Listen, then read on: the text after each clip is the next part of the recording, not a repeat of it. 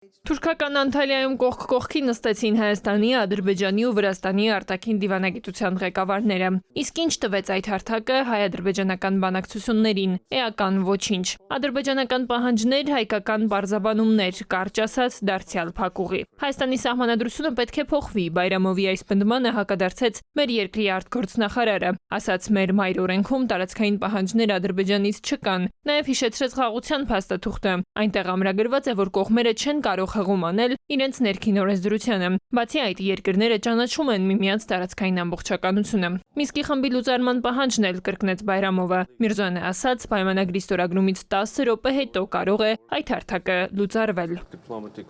Հակասության հաջորդ կետը կոմունիկացիաներն են։ Հայաստանի հարավով Ադրբեջանը Նախիջևանին կապող ճանապարհի վերաբերյալ հայկական կողմի առաջարկները մինչև օրս դրական արձագանքի չեն արժանացել, ասաց Միրզոյանը։ Անտալիայում էլ կրկնեց, թե ինչ են առաջարկել ադրբեջանցի գործընկերներին։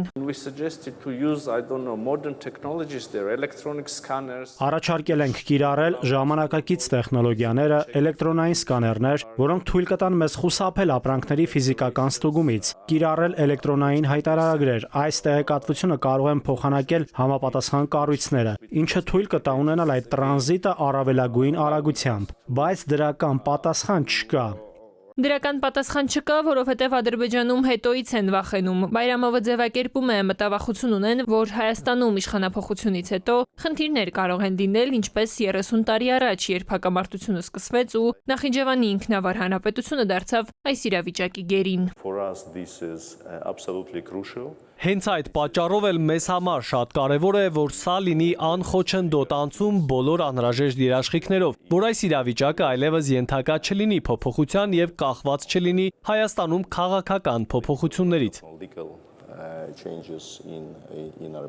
Անկախ այս դիվանագիտական մանևրումներից պարզից էլ պարզ է, որ ճանապարհի հայկական առաջարկը Բաքվի համար միանշանակ հարմար տարբերակ է։ Քաղաքագետն է ասում, սա գրեթե անխոչնդոտ առանց ստուգումների ճանապարհ է ադրբեջանական բեռների համար։ Այդ դեպքում որն է բոյկոտի պատճառը։ Իրենց հետաքրքրում է ողջ Սյունիքը։ Նրանք ըստ երևույթին հնարավոր են համարում դա վերցնել կամ Իրանի դեմ գործողություններ լինեն այդ դեպքում ռազմական ճանապարհով կամ փախստականների վերադարձով։ Շարժակազմը կանգ չի առնի, կնքված վագոնները չեն բացվի, ավելորդ քաշքշուկներ չեն լինի։ Սա է առաջարկի դրամաբանությունը։ Ադրբեջանական կողմը խնդիրներ չի ունենա, բայց խնդիրներ կլինեն մեզ համար։ Քաղաքագետը համոզված է, ադրբեջանական սադրանքները անխուսափելի են ճանապարհի բացման ցանկացած սցենարի դեպքում։ Այսինքն, քանի որ այդ գնացքը անցնում է Ադրբեջանից Ադրբեջան, հետևաբար ըստ այդ դրամաբանության կարիք չկա վերահսկել։ Շատ մեծ է հավանականությունը, որ ադրբեջանցիներն իրենց սադրանքներ կկազմակերպեն իբր հարձակում իրենց բեռների վրա, իբր դիվերսիան է, կամաց